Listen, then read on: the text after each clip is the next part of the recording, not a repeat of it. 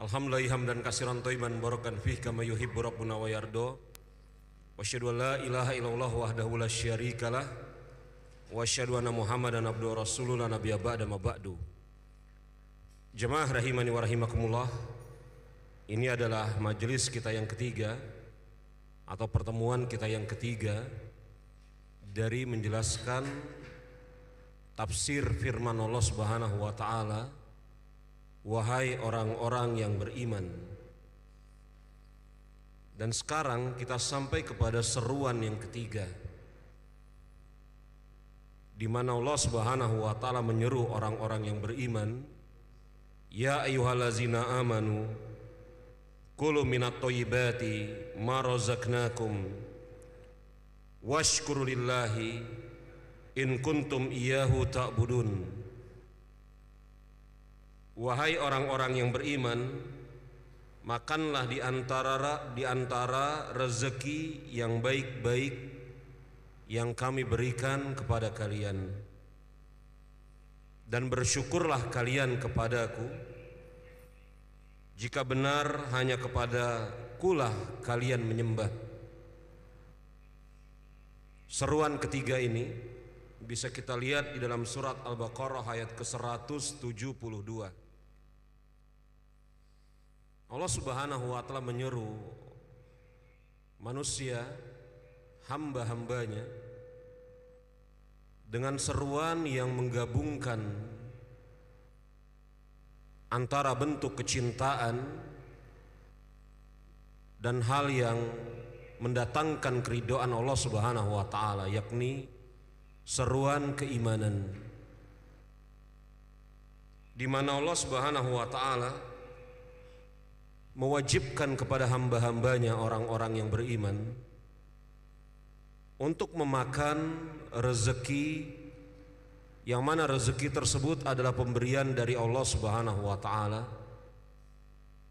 rezeki yang baik-baik. Dan tidak lupa setelah mereka memakan rezeki dari Allah Subhanahu wa taala, mereka bersyukur kepada Allah Subhanahu wa taala atas pemberian rezeki tersebut. Dan kemudian Allah Subhanahu wa taala mengatakan, in kuntum iyyahu ta'budun. Andai kata kalian memang benar-benar hanya hendak beribadah kepadaku saja. Allah Subhanahu wa taala menyeru manusia secara umum, orang-orang yang beriman secara khusus, untuk memakan yang baik-baik. Karena jemaah rahimani wa rahimakumullah, tidaklah Allah Subhanahu wa taala menghalalkan sesuatu melainkan di dalam apa yang Allah Subhanahu wa taala halalkan tersebut ada kebaikan dan ada manfaatnya. Dan sebaliknya, ketika Allah Subhanahu wa taala mengharamkan terhadap sesuatu, maka di balik sesuatu tersebut ada keburukan, ada madaratnya, ada mafsadat yang sangat besar. Kita teringat atas suatu hadis yang dikeluarkan oleh Imam Muslim dari sahabat Abu Hurairah radhiyallahu anhu, di mana Abu Hurairah radhiyallahu anhu beliau mengatakan, saya mendengar Rasulullah sallallahu alaihi wasallam bersabda, inna Allah ta'ala thayyibun la yaqbalu illa thayyiban. Sesungguhnya Allah Subhanahu wa taala baik dan Dia tidak menerima kecuali sesuatu yang baik. Wa inna Allaha amaral mu'minin bima amara bihil mursalin. Dan sesungguhnya Allah Subhanahu wa taala memerintahkan kaum beriman sebagaimana Allah Subhanahu wa taala perintahkan kepada para nabi dan rasul. Faqala ta'ala, di mana Allah Subhanahu wa taala berfirman, ya ayyuhar rusul kullum minat thayyibat wa'malu sholiha. Wahai para rasul, makanlah yang baik-baik dan beramallah. Surat Al-Mu'minun ayat yang ke-51. Dan Rasulullah SAW melanjutkan ucapannya, kama qala ta'ala, sebagaimana Allah Subhanahu wa ta'ala berfirman, ya ayyuhallazina amanu kulu minat thayyibati ma razaqnakum. Wahai orang-orang yang beriman, makanlah rezeki yang baik-baik yang Allah Subhanahu wa ta'ala berikan kepada kalian. Yakni Al-Baqarah 172. Kemudian Rasulullah SAW mengatakan, thumma dzakara ar-rajulu yutilus safar ash'at akhbara yamuddu ila samai ya Rabbi ya Rabbi. Ada seseorang yang dalam keadaan safar, rambutnya berantakan, penuh dengan debu, pakaiannya kotor. Dia mengangkat tangan ke arah langit sambil mengatakan ya Rabb ya Rabb. Wa mat'amuhul haram wa mashrabuhul haram wal ghuziya bih haram. Akan tetapi makanannya makanan yang haram, minumannya minuman yang haram, dan dia berbekal dengan sesuatu yang haram. Fa anna yustajabu bihi, maka bagaimana doanya bisa diijabah oleh Allah Subhanahu wa ta'ala. Hadis riwayat Imam Muslim dari sahabat Abu Hurairah radhiyallahu anhu. Lihat jemaah rahimani wa rahimakumullah, bagaimana seseorang yang dalam keadaan safar, yang dalam kesempatan yang lain Rasulullah SAW mengatakan ada 3 kelompok manusia yang doanya mustajab, tidak ditolak oleh Allah Subhanahu wa ta'ala. Salah satunya adalah seorang musafir. Tetapi karena musafir ini memakan makanan yang haram, meminum minuman yang haram, dan berbekal dengan sesuatu yang haram, ketika dia mengangkat tangan untuk berdoa kepada Allah Subhanahu wa ta'ala, merintih dengan mengucapkan ya Rabbi ya Rabbi, doanya tidak diijabah oleh Allah Subhanahu wa ta'ala. Padahal dia seorang musafir.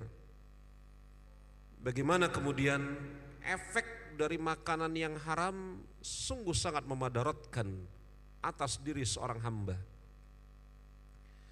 Belum lagi jemaah rahimani wa rahimakumullah, seorang sahabat Rasulullah SAW memiliki keutamaan yang sangat besar, karamah yang luar biasa karena iman dan ketakwaan mereka. Di antaranya sahabat Sa'ad bin Abi Waqqas radhiyallahu anhu. Sa'ad bin Abi Waqqas radhiyallahu anhu pemilik doa yang mustajab. Mengapa beliau memiliki doa yang mustajab? Karena ketika dia mendengar firman Allah Subhanahu wa ta'ala di dalam Al-Baqarah ayat ke-172 ini, yang disampaikan oleh Rasulullah SAW dalam hadis yang barusan saja kita bacakan, Sa'ad bin Abi Waqqas mengatakan kepada Rasulullah SAW, ya Rasulullah, berdoalah engkau kepada Allah Subhanahu wa ta'ala agar Allah Subhanahu wa ta'ala memberikan kepada diriku doa yang diijabah. Jadi Rasul membacakan hadis, mengucapkan hadis yang tadi kita bacakan, yang di dalam hadis tersebut ada petikan dari surat Al-Baqarah ayat ke-172 ini dan Al-Mu'minun ayat yang ke-51. Sesaat setelah mendengar sabda Rasulullah, Sa'ad bin Abi Waqqas mengatakan kepada Rasulullah, ya Rasulullah, berdoalah engkau kepada Allah Subhanahu wa taala agar Allah Subhanahu wa taala memberikan kepadaku doa yang diijabah. Kemudian Rasulullah sallallahu alaihi wasallam mengatakan, "Utbu ta'amaka takun mustajab." Makanlah sesuatu yang baik-baik, maka niscaya doamu akan menjadi doa yang mustajab. Riwayat ini diriwayatkan oleh Imam Tabrani dalam Mu'jamul Kabir. Makanan yang baik memberikan pengaruh yang sangat baik atas seorang hamba. Makanya jemaah rahimani wa rahimakumullah, Wahab bin Munabbih rahimahullahu ta'ala, ketika kemudian beliau berwasiat kepada murid-muridnya, beliau mengatakan, "Man sarahu an yustajabuhu lillahi da'watuhu falyutib ta'amahu." Siapa yang menginginkan agar Allah Subhanahu wa taala ijabah doanya, maka hendaklah dia memperbaiki makanannya. Makanan yang buruk lawan dari makanan yang baik. Makanan yang buruk secara zatnya atau buruk di dalam cara mendapatkannya, tidaklah kemudian membawakan kebaikan atas seorang hamba. Bahkan na'udzubillah summa na'udzubillah, ya, makanan yang haram itu akan memberikan pengaruh yang sangat buruk terhadap seorang hamba. Di antaranya bahwasanya neraka lebih berhak untuk membakar daging seorang hamba, yang mana hamba tersebut dagingnya tumbuh dari sesuatu yang haram. Ini sebagaimana hadis yang dikeluarkan oleh Imam Ibnu Hibban dari sahabat Abu Bakar As-Siddiq radhiyallahu anhu, bahwasanya dia berkata, bersabda Rasulullah sallallahu alaihi wasallam, "Man nabbata lahmuhu minas sukhti fannaru aula bihi." Daging mana saja yang tumbuh dari makanan yang haram, maka neraka lebih berhak untuk membakarnya. Apa kata Rasulullah sallallahu alaihi wasallam? Daging mana saja yang tumbuh dari sesuatu yang haram, fannar aula bihi, maka neraka lebih berhak untuk membakarnya. Hadis ini sahih, riwayat Imam Ibnu Hibban dari sahabat Abu Bakar As-Siddiq radhiyallahu anhu. Lihat bagaimana kemudian makanan yang haram membawakan kebaikan atas tubuh atas izin Allah, sebagaimana makanan yang haram membawa keburukan atas tubuh. Belum lagi jemaah rahimani wa rahimakumullah, andai Anda baca tafsir Imam Al-Qurtubi, ketika Imam Al-Qurtubi menafsirkan firman Allah Subhanahu wa taala dalam surat An-Nisa, surat yang keempat, ayat yang keempat, di mana Allah Subhanahu wa taala berfirman, "Wa atun nisaa saduqatihinna nihlatun fa in tibna lakum min syai'in minhu nafsan fakulu hani'an mari'an." Berikanlah mas kawin, yakni mahar, kepada wanita yang kamu nikahi sebagai pemberian dengan penuh kesukarelaan. Kemudian jika wanita ini merelakan sebagian mas kawin tersebut, ini menunjukkan seorang laki-laki wajib memberikan mahar kepada istrinya. Dan Allah Subhanahu wa taala mengatakan, jika seorang wanita yakni istrinya tersebut memberikan sebagian dari mas kawin, misalnya, ini saya berikan sebagian dari mas kawin ini untuk Anda wahai suamiku, atau Aku berikan bahkan seluruh mas kawin ini untuk anda wahai suamiku, kata seorang wanita kepada suaminya. Orang-orang Arab pada zaman tersebut dan sebelumnya, karena mereka adalah laki-laki yang pada diri mereka pantang menerima pemberian dari seorang wanita. Laki-laki Arab pada zaman itu memiliki harga diri yang tinggi. Mereka pantang menerima pemberian dari seorang wanita, apalagi wanita itu adalah istrinya sendiri. Mereka mencari nafkah dengan cara apapun. Mereka larang diri mereka untuk menerima pemberian istrinya, baik nafkah ataupun selainnya. Jemaah rahimani wa rahimakumullah, maka pada suatu ketika ada seorang istri dari kalangan sahabat yang merelakan sebagian mas kawinnya. Kemudian sahabat ini merasa, apakah halal mas kawin yang telah saya berikan kepada istriku?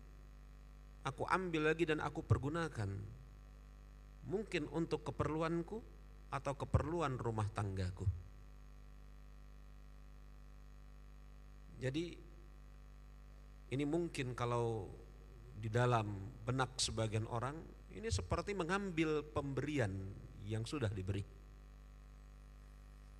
Permasalahan ini adalah permasalahan yang kemudian terjadi di antara rumah tangga sebagian sahabat, tidak banyak. Tetapi Allah Subhanahu wa taala menurunkan hukumnya.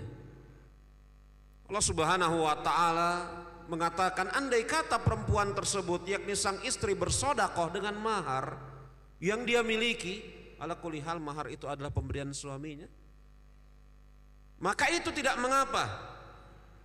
Bahkan ambillah mahar tersebut sebagai hanian marian.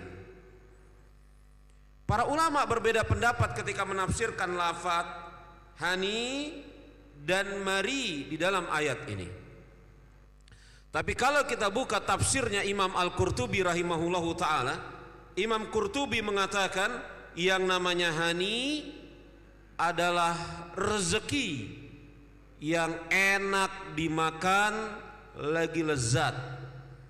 Sedangkan mari adalah rezeki yang setelah dimakan tidak berakibat, berefek terhadap kesehatan atau keburukan tubuh. Jadi yang namanya mari adalah makanan yang setelah dimakan tidak memadaratkan tubuh. Coba Anda cek tafsirnya Imam Al-Qurtubi. Yang kata Imam Ibnul Qayyim, makanan yang bersifat mari ini adalah makanan yang tidak membawa penyakit atas tubuh. Dan makanan yang bersifat mari ini adalah makanan yang bersifat halal. Yang halal baik cara mendapatkannya atau baik zatnya, itu tidak membawa efek yang memadaratkan tubuh. Makanya jemaah rahimani wa rahimakumullah, Allah Subhanahu wa taala bahkan bukan hanya memerintahkan kepada seorang muslim untuk memakan makanan yang halal, sebagaimana ada di dalam Al-Baqarah 172 ini, tetapi Allah Subhanahu wa taala memerintahkan seluruh manusia, sebagaimana Anda bisa lihat di dalam Al-Baqarah ayat ke-168. Ya ayuhan nas qul mimma fil ardi halalan thayyiba. Wahai manusia, makanlah apa yang ada di permukaan bumi ini yang halal lagi baik. Allah Subhanahu wa taala seru kepada seluruh manusia untuk memakan makanan yang halal lagi baik. Dan telah kita sebutkan di majelis kita yang pertama bahwasanya ketika disebutkan ya ayyuhallazina amanu, maka itu terkhusus kepada orang-orang Islam kaum mukminin. Sedangkan ketika disebut ya ayyuhan nas, itu umum untuk seluruh manusia. Allah Subhanahu wa ta'ala memerintahkan kepada seluruh manusia untuk memakan apa yang ada di permukaan bumi ini, makanan yang halal, lagi yang thayyib, lagi yang baik. Ayat ini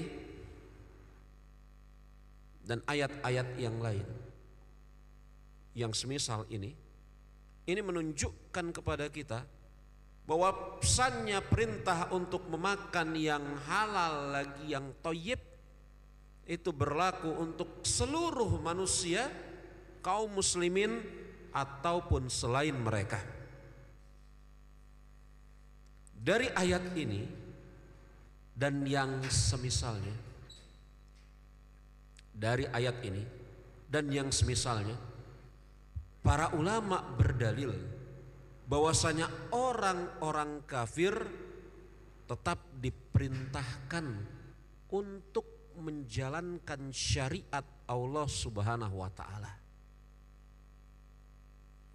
Dan ini pendapat mayoritas ulama Ahlussunnah wal Jamaah. Orang-orang kafir tetap diperintahkan untuk menjalankan syariat Allah Subhanahu wa ta'ala. Dan syariat Allah Subhanahu wa ta'ala yang pertama, ada yang membawa efek kebaikan di dunia dan di akhirat. Maka sudah barang tentu ketika seorang kafir misalnya menjalankan syariat Allah Subhanahu wa ta'ala bersama kekafirannya, ia tidak membawa, maaf, perbuatannya tersebut tidak mendatangkan kebaikannya untuk akhirat, tidak. Tetapi perbuatan tersebut akan mendatangkan kebaikannya semata-mata di dunia. Saya ulangi. Kalau datang pertanyaan, apakah orang-orang kafir diwajibkan, diperintahkan untuk mengerjakan syariat Allah Subhanahu wa ta'ala? Jawabannya iya. Orang-orang kafir diperintahkan untuk menjalankan syariat Allah Subhanahu wa ta'ala. Ketika mereka tidak menjalankan syariat Allah Subhanahu wa ta'ala, mereka akan berdosa. Ketika tidak menjalankan syariat tersebut dan berdosa dengan sebab kekufurannya, dosanya berlipat-lipat. Tetapi ketika seseorang kafir menjalankan syariat Allah Subhanahu wa ta'ala, apakah amal dia tersebut membawa manfaat atas dirinya? Kita katakan amal tersebut akan membawa manfaat atas dirinya di dunia saja, tidak di akhirat. Iya. Makanya di dalam ayat 168 surat Al-Baqarah, Allah Subhanahu wa ta'ala perintahkan seluruh manusia untuk memakan makanan yang halal lagi baik. Seluruh manusia tersebut muslim maupun kafir. Karena makan makanan yang baik terbukti secara meyakinkan itu membawa efek yang baik atas kehidupan manusia di dunia dan di akhirat.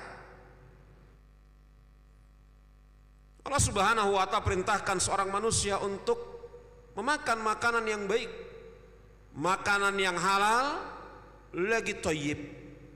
Kemudian Allah Subhanahu wa ta'ala berfirman, wazkurulillahi, dan bersyukurlah kalian kepadaku saja. Bersyukur kepada Allah Subhanahu wa ta'ala atas nikmat makanan tersebut. Bersyukur kepada Allah Subhanahu wa ta'ala atas nikmat makanan tersebut. Para ulama mendefinisikan makna syukur dengan beraneka ragam pendefinisian. Sebagian di antara mereka mengatakan seperti ucapan Sahal bin Abdullah At-Tusturi rahimahullahu ta'ala. Beliau mengatakan, bersyukur adalah engkau bersungguh-sungguh menjalankan ketaatan-ketaatan disertai dengan bersungguh-sungguh meninggalkan kemaksiatan-kemaksiatan, baik di dalam keadaan sendiri atau di tengah orang ramai. Ini ucapan Sahal bin Abdullah At-Tusturi rahimahullahu ta'ala, sebagaimana Anda bisa lihat di dalam kitab Hilyatul Aulia. Syukur, apa kata Sahal bin Abdullah At-Tusturi, seorang hamba bersungguh-sungguh untuk mengerjakan ketaatan-ketaatan, sebagaimana dia bersungguh-sungguh untuk meninggalkan kemaksiatan-kemaksiatan, bukan hanya di tempat ramai saja, tetapi juga di tempat di mana dia sedang sendirian. Ini kata Imam Sahal bin Abdullah At-Tusturi rahimahullahu ta'ala.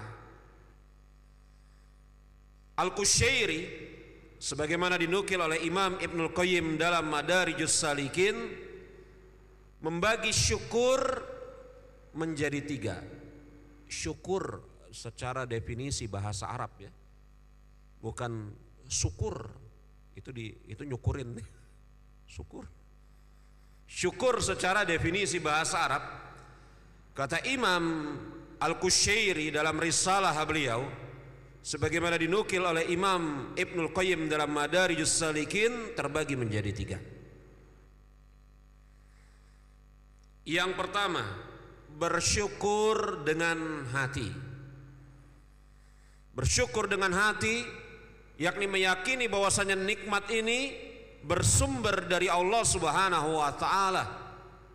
Tidak ada daya dan upaya serta kekuatan, melainkan merupakan pemberian dari Allah Subhanahu wa ta'ala semata-mata. Nikmat ini pemberian Allah Subhanahu wa ta'ala. Haza min fadli Rabbi. Tidak ada daya dan upaya kecuali hanya pemberian Allah Subhanahu wa ta'ala. La haula wala quwata illa billah. Yang kedua, syukur dengan lisan, yakni memuji Allah Subhanahu wa ta'ala atas nikmat-nikmat tersebut, menyebut-nyebut Allah Subhanahu wa ta'ala sebagai pemberi nikmat dan menampakkan nikmat-nikmat tersebut. Wa amma bin nikmati rabbika fahaddits. Adapun terhadap nikmat yang diberikan oleh Tuhanmu, maka sebut-sebutlah. Sebut ini nikmat pemberian dari Allah Subhanahu wa ta'ala. Kalau Allah Subhanahu wa ta'ala tidak memberikan ini kepada saya, niscaya saya tidak akan mendapatkannya. Ini semua merupakan keutamaan dari Allah Subhanahu wa ta'ala. Dan seterusnya. Adapun yang ketiga, bersyukur dengan anggota badan, kata Imam Al-Qushairi, yakni menjadikan nikmat tersebut sebagai modal untuk mengerjakan ketaatan-ketaatan. Menjadikan nikmat tersebut sebagai modal untuk berkhidmat dan menggunakannya sebagai modal untuk mengerjakan ketaatan-ketaatan. Pada suatu malam, Rasulullah SAW, ketika Aisyah kemudian meraba-raba di samping tempat tidurnya yang tidak besar memang ukurannya, ternyata tidak dijumpai Rasulullah SAW.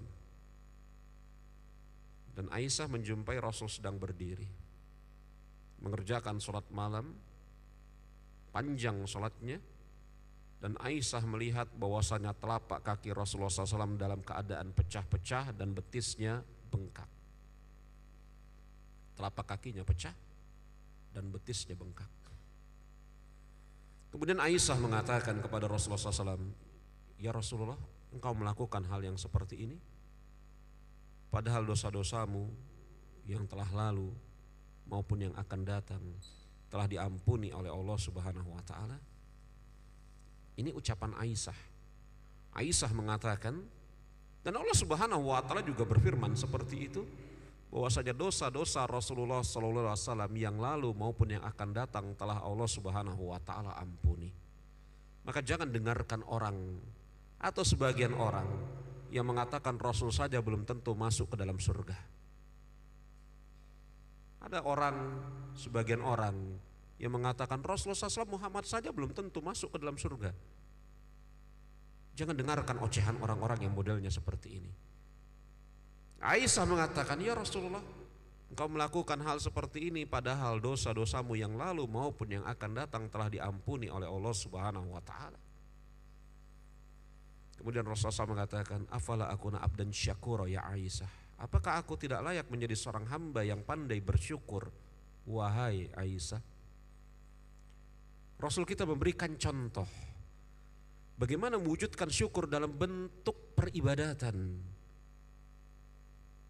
Apakah aku tidak layak menjadi seorang hamba yang pandai bersyukur, wahai Aisyah?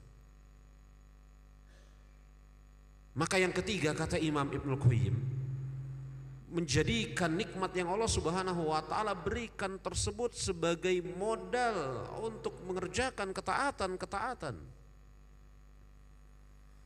Tidak yang sebaliknya. Kalau seorang hamba telah mengumpulkan 3 macam ini, maka dia telah sampai kepada derajat orang-orang yang betul-betul bersyukur. Tetapi untuk sampai kepada derajat ini bukan sesuatu yang mudah. Bahkan Nabi kita Nabi Muhammad alaihi salatu wasalam saja banyak sekali berdoa. Sebagaimana doa ini diajarkan juga oleh Rasulullah sallallahu alaihi wasallam kepada sebagian sahabat, di antaranya Abdullah bin Mas'ud dan Mu'adz bin Jabal. Semoga Allah Subhanahu wa taala meridhoi mereka berdua. Rasul mengulangi sampai 2 kali. Wahai Mu'adz, dalam riwayat yang lain, wahai Ibnu Mas'ud, jangan sekali-kali engkau lupakan untuk banyak berdoa di setiap akhir sholat. Ulama berbeda pendapat makna fit duburi kulis sholah, di akhir sholat itu apakah setelah tasyahud atau setelah salam, setelah tasyahud sebelum salam ataukah setelah salam. Rasul mengulangi 2 kali. Rasul mengulangi 2 kali. Pada umumnya hadis-hadis yang lafadznya fit duburi kulis sholah, di setiap akhir sholat, ulama berbeda pendapat apakah maksud akhir sholat itu setelah selesai sholat atau di akhir sholat setelah tasyahud sebelum salam. Allahu a'lam bishawab, saya condong kepada pendapat, maaf ya, bahwasanya setelah tasyahud sebelum salam. Karena maaf, yang namanya dubur itu bukan di luar badan kita, tetapi masih di badan kita, bagian yang paling belakang. Maaf ya, dubur itu ada di luar badan kita atau di badan kita? Di badan kita, tetapi bukan di luar badan kita, artinya ada di badan kita, maaf, paling belakang. Maka ini pendapat yang paling benar, Allahu a'lam bishawab. Wahai Mu'adz, jangan sekali-kali engkau lupakan untuk berdoa dengan doa seperti ini di setiap akhir dari sholat. Rasul ulangi lagi 2 kali pengulangan itu. Allahumma a'inni ala zikrika wa syukrika wa husni ibadatik. Ya Allah, tolonglah aku, karena ini bukan perkara yang mudah. Tolonglah aku untuk mengingatmu, mengingat Allah Subhanahu wa ta'ala, yang menimbulkan pengagungan kepada Allah Subhanahu wa ta'ala. Bukan cuma sekedar mengingat Allah ada, Allah Ar-Rahman, Allah Ar-Rahim, tapi menimbulkan pengagungan kepada Allah Subhanahu wa ta'ala yang berefek kepada peribadatan ubudiyah. Wa syukrika, yang dengan sebab timbul, yang dengan sebab pengagungan kepada Allah Subhanahu wa ta'ala tersebut akan timbul apa yang namanya rasa syukur. Yang pengagungan dengan sebab mengingat dan rasa syukur tersebut akan menghantarkan kepada kebaikan ibadah. Coba, tidak mungkin seorang hamba bisa baik beribadahnya kecuali kemudian dimukodimahi dengan 2 hal. Yang pertama, dia mengingat Allah Subhanahu wa taala dengan makna yang sesungguhnya, dan dia bersyukur kepada Allah Subhanahu wa taala dengan sebenar-benarnya syukur. Ini kata sebagian ulama kita, semisal Syekh Abdul Razak dalam fikih doa dan zikir. Anda bisa lihat, kalau saya tidak salah di jilid yang pertama dalam kitab terjemahannya. Ini buku bagus sekali, fikih doa dan zikir. Sudah ada terjemahannya 2 jilid. Saya sarankan kepada Anda untuk membacanya atau mempelajarinya di majelis-majelis ilmu. Fikih doa dan zikir. Yang kalau kita mempelajari buku tersebut atas izin Allah Subhanahu wa taala, zikir yang keluar dari lisan kita ini bukan hanya sekedar keluar saja tanpa dimaknai, apalagi kemudian mengerti konsekuensi-konsekuensi zikir tersebut. Ini buku bagus sekali. Karena tidak mungkin seseorang bisa sampai kepada derajat baik peribadatannya kecuali didahului dengan mengingat Allah Subhanahu wa taala dan banyak bersyukur kepada Allah Subhanahu wa taala. Andai kata kalian memang betul-betul hendak beribadah kepada Aku, lihat bagaimana Allah Subhanahu wa taala menutup firman-Nya, jika kalian memang betul-betul hendak beribadah kepada Aku, menunjukkan bahwasanya ibadah akan terwujud berdasarkan ayat ini dengan 2 sendi. Sendi yang pertama makanan yang halal lagi baik, sendi yang kedua syukur kepada Allah Subhanahu wa taala.